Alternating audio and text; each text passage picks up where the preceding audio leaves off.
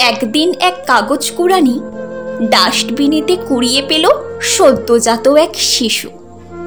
পরম স্নেহে তুলে নিল সন্তানহীন জননী।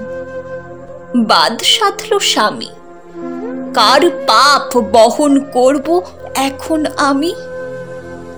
জানি না সে ও পাপী নয়, পাপী সেই পশু যার লালসায় জন্ম নিল এমন নিষ্পাপ শিশু। অল্প দামেই বেচে দিল আর এক মায়ের কাছে, মা বলে জানলো যাকে সেও দিল বেচে। চড়া দামে বিক্রি হলো দালাল চক্রের কাছে।